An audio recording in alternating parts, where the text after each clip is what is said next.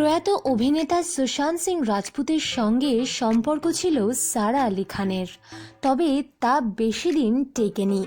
আর এরই মধ্যে সামনে এলো আরও এক তথ্য।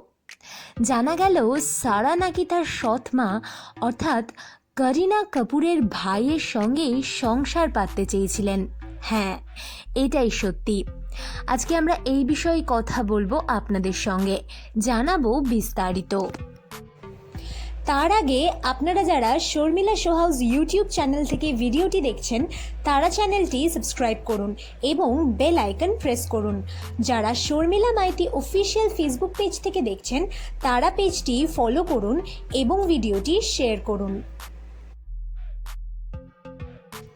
জনপ্রিয় টক শো কফি উইথ করণে 2018 সালে বাবা সৈফ আলি খানের সঙ্গে সারা আলি খান অংশগ্রহণ করেন এবং এই শোতেই সারা কাকে বিয়ে করতে চান এমন প্রশ্ন করা হয়।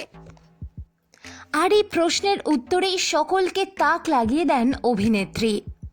নিজের সৎ মায়ের ভাইয়ের সঙ্গেই তিনি সংসার পাততে চান। হ্যাঁ, সৎ মা অর্থাৎ করিনা কাপুরের কাজিন রণবীর কাপুরের সঙ্গেই নাকি সংসার পাততে চান সারা আলি খান, এমনই উত্তর দিয়েছিলেন তিনি এই শোতে এসে।